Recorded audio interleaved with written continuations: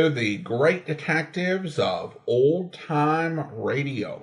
From Boise, Idaho, this is your host, Adam Graham. If you have a comment, email it to me, box13@greatdetectives.net. Check us out on Twitter at Radio Detectives and follow us on Instagram, instagram.com/Great Detectives. Today's program is brought to you in part by the financial support of our listeners. You can support the show on a one-time basis using the Zelle app to box13@greatdetectives.net. And you can also become one of our ongoing Patreon supporters for as little as $2 per month. Just go over to patreon.greatdetectives.net. Well, now it is time for this week's episode of The Man Called X. The original air date on this one is January 29th, 1952, and the title is Dirty Racket.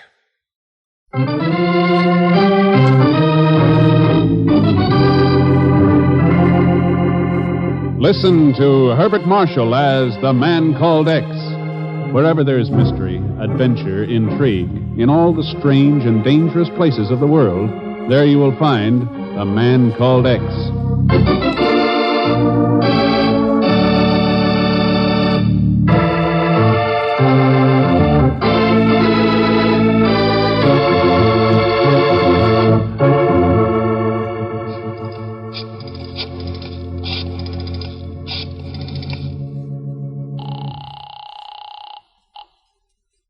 Hello? Hello, Ken. That's right. Who's that? Bill Thompson. Bill, good to hear from you. When did you get back from Korea? How did you know I was in San Francisco? That's not important now, Ken. Oh, what is? I'm in a mess, and I don't know what to do. Can you get over to my house right away? Sure. But what's the trouble, Bill? I'm right up to my neck in the filthiest game that's ever been played. It's a job for you in the Bureau. The dirtiest racket... Bill!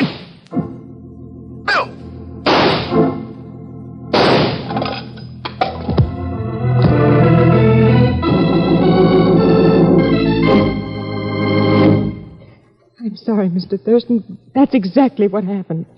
I didn't even know Bill had come home yet. I was in the living room with Mr. Connors here waiting for him. We heard the shots in the den.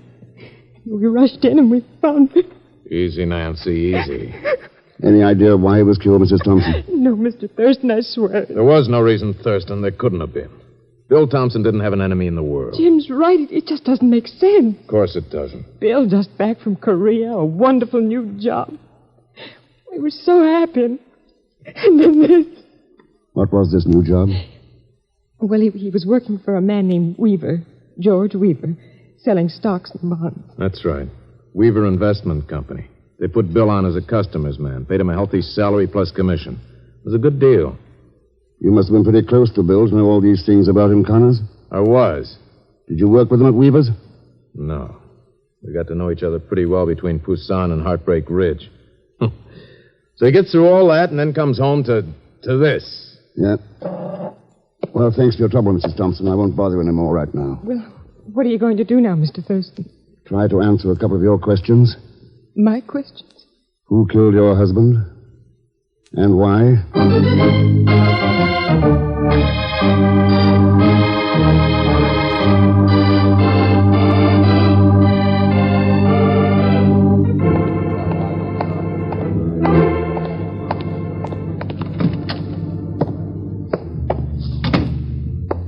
Hello, honey. Y'all looking for someone? I'd like to see Mr. Weaver. Well, I hate to disappoint you, honey, but that jolly little old rascal just ain't in now. When do you expect him? That's kind of hard to say. He don't hardly ever keep what you might call regular office hours. I'm Mary Jane. Mary Jane Walters, that is. Can't I do something for you? Maybe you can, Miss Walters. I'm looking for some information about investments.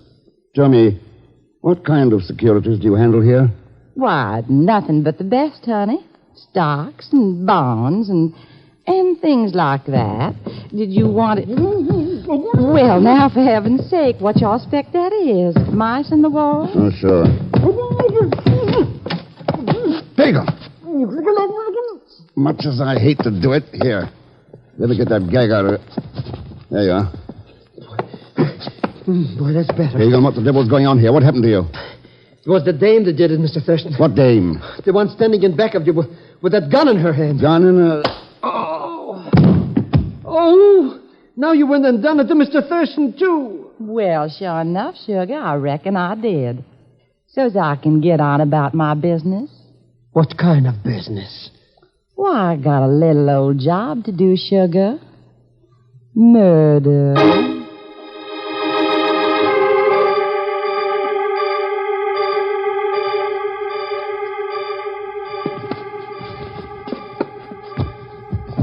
How are you doing with those ropes anyways, Mr. X?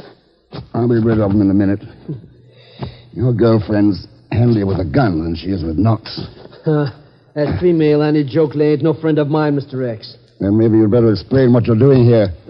Cinch, you didn't want my invaluable assistance here in San Francisco, so when I bumped into that Bill Thompson friend of yours, I took a job with him. Bill Thompson? So that's how he knew I was in town. Oh, sure. Anyway, he asked me to watch the office here for him, to let him know when that Mr. Weaver showed up. When did he show up? He didn't. Nobody but that Mary Jane Cookie. And when I made a pass at her, I mean, when I asked her what she wanted, she conked me. All right, Peter. Let me get your ropes off. You've got work to do. Work? What kind of work? Finding Mary Jane Walters. Finding George Weaver. Maybe finding murder.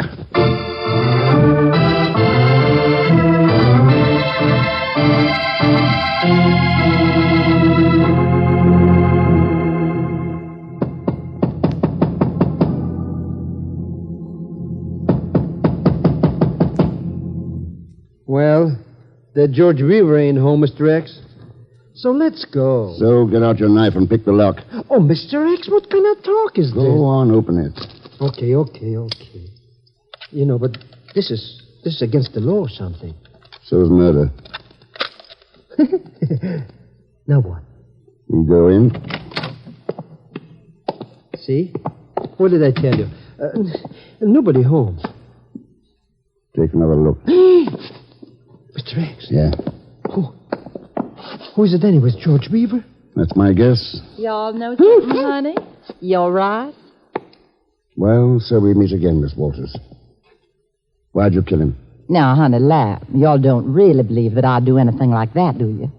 I found him like that when I came here to collect the money. What money? Why, the money y'all and Mr. Weaver stole off in my poor widowed sister. Now, suppose you tell us just how we stole that money, Miss Walters. Y'all know right enough. Sending her that check after her husband, Charlie, got killed in Korea. Using it as a come-on so she'd trust you with the rest of her money. Let me get this straight. After your sister learned that her husband had been killed in Korea, she got a check from the Weaver outfit. Is that it? You know it. Telling her it was some dividends on some investments he'd made before going overseas. Had he invested money with Weaver? Well, the check sure looked like it. And Bill Thompson said so, too. Thompson? That's right. Showed up a couple of days later. Dished out a smooth line about how her husband wanted to set her up financially with more investments in case he was killed. Only he didn't have time before he shipped out. Ah, the old story. Mailing a fake dividend check to a widow as a come-on so they could sell her a lot of phony stock. That's what happened, all right. Thompson and Weaver walked right off with the $10,000 she got from a GI insurance. Filthiest racket in the world. Robbing the widows of men killed in Korea, stealing their last cent of insurance. Hey, I always thought that friend of yours, Bill Thompson, was such a nice guy. He wasn't in on it. Oh, but she just said They must have been using him. Front man. When he found out what was going on, he called me on the phone, only they killed him before he had a chance to talk. Who killed him? Weaver? Weaver's dead. No, there's somebody else mixed up in this. Mr. Big. And until we get him, or her, well, we haven't stopped this dirty con game yet. Then what y'all fixing to do now? I don't know, Miss Walters. I just don't know.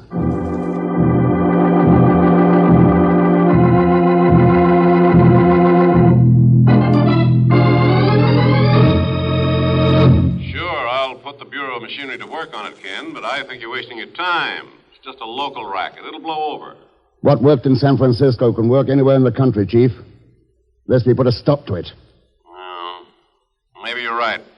We'll see what we can turn up. Meanwhile, what about you? Stymied right now, aren't you? Not quite, Chief. I've still got a... Sorry to interrupt, Mr. Thurston, but there's another call on your line. An emergency call, the party says. Okay, I'll take it. Talk to you later, Chief. Right, Ken. So long. Here's your party. Go ahead, please. Thanks. Hello? Mr. Thurston, this is Mary Jane Walters. Can you get up to my sister's house right away? What's up, Miss Walters? Some man's been up there threatening her. Better come right away, before you find yourself with another dead corpse on your hands.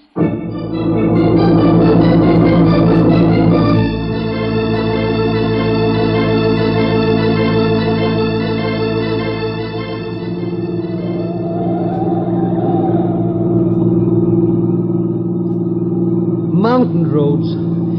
Fog thicker than my cousin's Grisha's head. Is this trip really necessary, Mr. X? Why do you suppose we're making it, Pagan? But I can't even hardly see what you're driving. Nothing but that white fog in front. We could drive right off the mountain and not even... You see what I mean? We won't even know when we'll get to the joint. Mary Jane said her sister's place has fog lanterns at either side of the driveway. We'll spot them easily enough. Oh, sure. Wear my eyes out looking for lights. And for what? Maybe just to run into somebody else with guns. Oh, quiet. Keep your eyes peeled. Yep. There are the lights now. So what? So we drive between them, park the car, and see what's up with Mary Jane's sister. Hey, Mr. X, this ain't no driveway. That's a cliff. A cliff! Hang on, Pagan.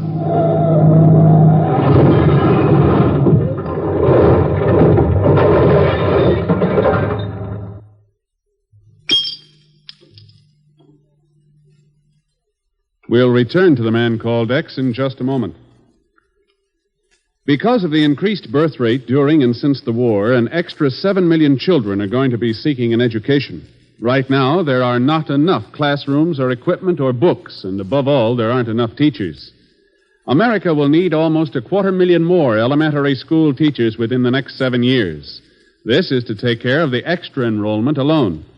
It is over and above the hundreds of thousands of young teachers who will be required to fill normal vacancies. Today, more than ever before, teaching offers an attractive career for intelligent, imaginative young men and women who are attending college or high school. Teacher training courses are available to you students who wish to prepare yourselves, and millions of youngsters will be waiting for your services. The need for teachers has never been greater. The opportunities have never been finer. Now, Act Two of The Man Called X, starring Herbert Marshall, with Leon Belasco as Pagan Zellschmidt.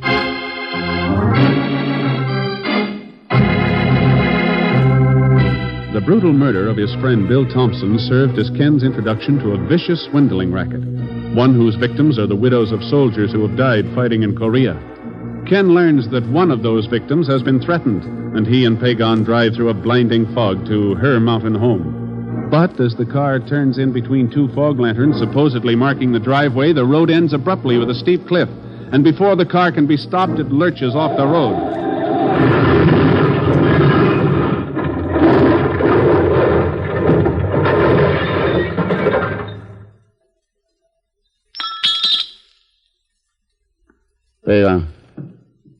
Pagan, you all right?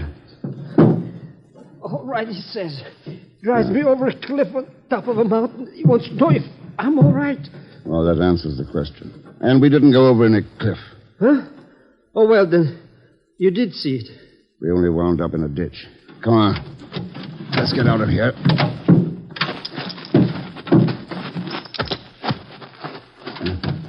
Boy. Oh, look at that drop-off, Mr. X. Another couple of feet. Yeah. Oh. What happened to the driveway, anyways? It's over there. Over there? But those fog lanterns said this was the place. How did the driveway get moved? Didn't. Somebody moved the lanterns. Easy as that. Oh, that's ridiculous. They could kill people like that. Having them drive right over the... Oh, Mr. X.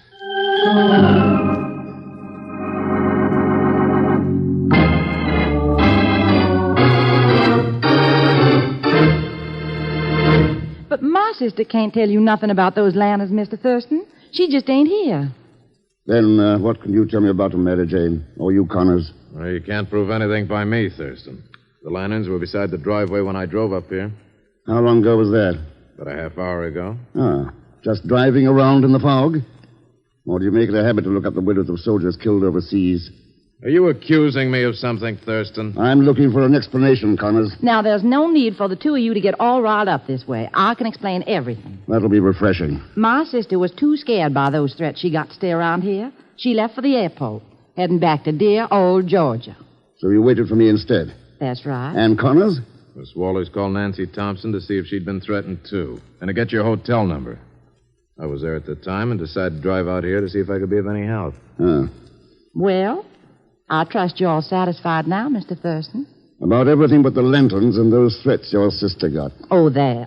Some dirty old skunk called her up on the telephone. Told her to keep her pretty mouth shut about her insurance money being taken, or else. A man or a woman? Well, now, it might have been a man. Then again, it might have been a woman. My sister wasn't any too clear about that. There doesn't seem to be anything too clear about this whole setup. As far as I can tell, Thurston, you're just running around in circles. If I am, Connors, I'm bound to wind up back where I started. With Bill Thompson and his widow.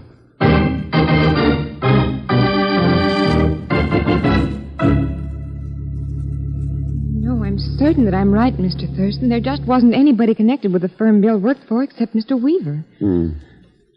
Tell me, Nancy, how did Bill get into the investment business with him? Oh, he met him at a veterans organization. You see, Mr. Weaver was interested in Bill's former outfit. And then from then on, well, the next thing we knew, Bill was working for him. It seemed like such a wonderful break for us at the time. And Bill was so pleased with the idea of being able to do something for the families of his buddies. Then it all turned into this horrible nightmare. Wait a minute. Were most of Bill's customers the widows of men who'd served with him overseas? Well, yes. Well, what an idiot I was for not... Thanks, Nancy. Thanks? For what? Straightening out a circle for me.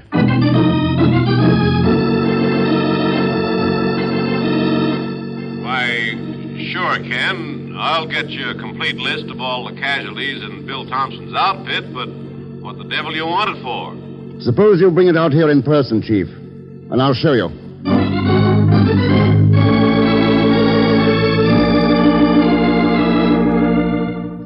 That's right, Mrs. Richards. If you get any dividend checks in the mail, any phone calls or personal visits, please call me. You'll save yourself a lot of money and grief. That's right. And thanks for your time. Goodbye. Well, that's it, Chief. The last of them.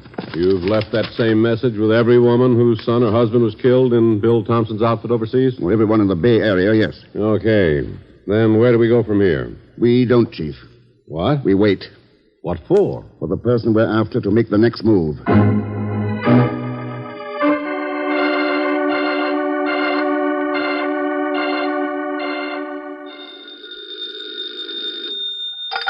Hello?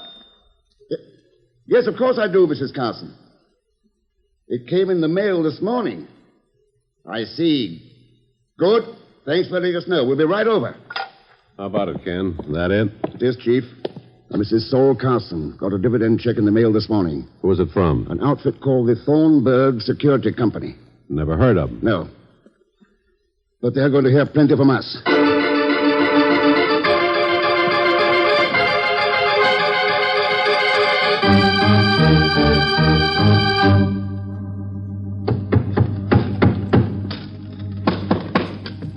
Everything's okay, Mr. X.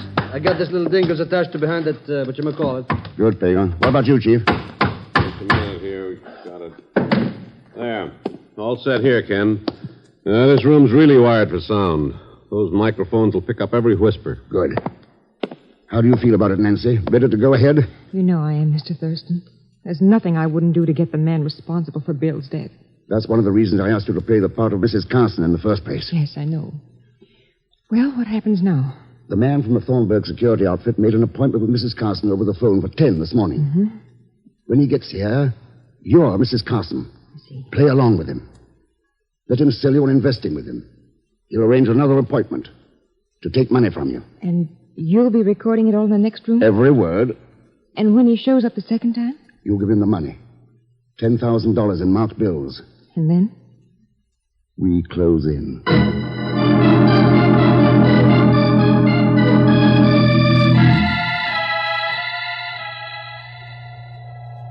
And I'll drop by tomorrow morning at the same time, Mrs. Carson. You'll have the money ready? In cash? Oh, yes, I'll have it ready, Mr. Thornburg. And thank you. Believe me, you'll never regret it. I know it'll turn out the way your husband wanted it. Yes, I'm sure of that, Mr. Thornburg. Bye. That's it, Ken. Act 1. Yeah. Tomorrow, Act 2.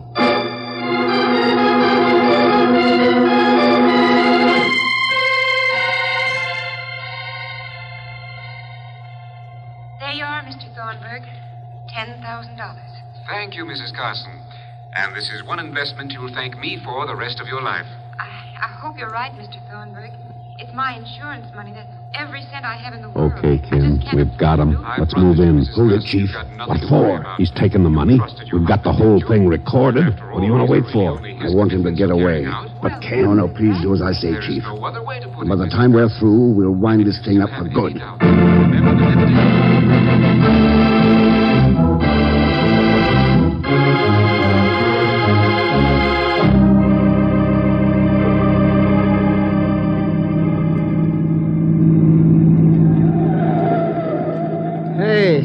That Thornburg character isn't wasting any time getting wherever he's going, eh, Mr. X? And where is he going anyways?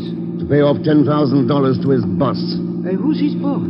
We'll find that out when we get there. Yank! You mean if we ever get there? Trailing that character up these mountain roads ain't any joke. Take it easy. He's turning off the road now. Hey, that's right. He's going into that driveway with the lanterns hung on the side. Lanterns! Mr. X! Yeah. We've been there before, Pagon.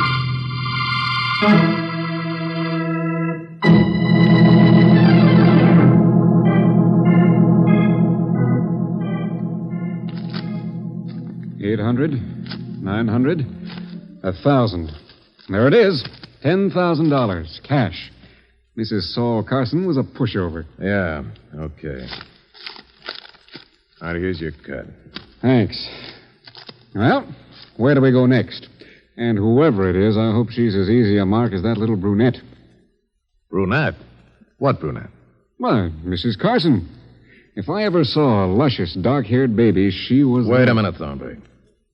Are you telling me Mrs. Carson's a brunette? Well, sure. With blue eyes? Prettiest shade of blue you ever saw. Nancy Thompson.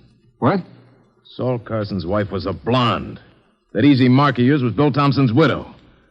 Come on, we gotta get out of here. Hey, wait a minute. I don't get it, Jim. What's this all about? Time for explanations later, Thornburg. What? Thurston! That's right. Looks like your racket's over, Connors. Oh, you did straighten out that circle. Sure, with Nancy's help. She's the one who tipped me off about your sucker list. They were really pushers for your con game. Hey, but where does that cute cookie Mary Jane fit in, Mr. Thurston? She doesn't, Pagan. But this is her sister's home. Connors must have talked her into letting him use it.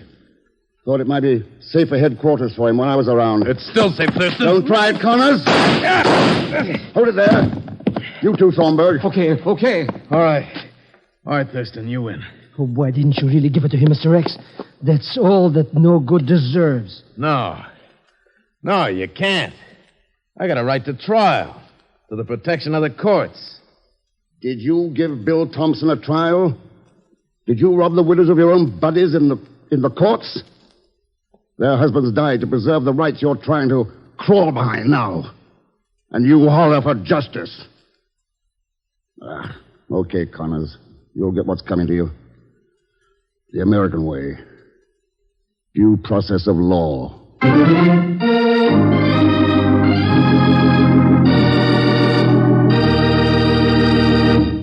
And now, here's our star, Mr. Herbert Marshall. Thanks for being with us. And my thanks to Gene Tatum, Lillian Bayef, Will Wright, Paul Fries, and Byron Kane. The title of next week's show is The Clicking Buddha. Sounds almost cute, doesn't it? But the Clicking Buddha holds one of the most insidious weapons of destruction ever devised. Oh, and Leon Belasco will be along as usual as Pagon Zellschmidt. So join us, won't you, when next I return as the Man Called X. Good night.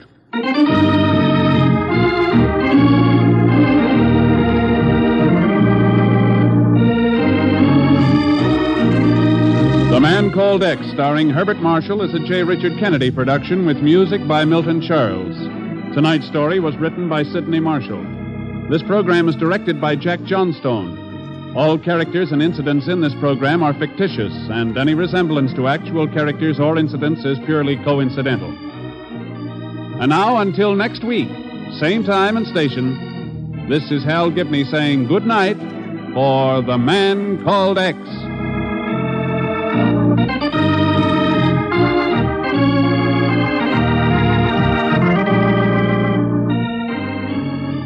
This is NBC, the national broadcasting company.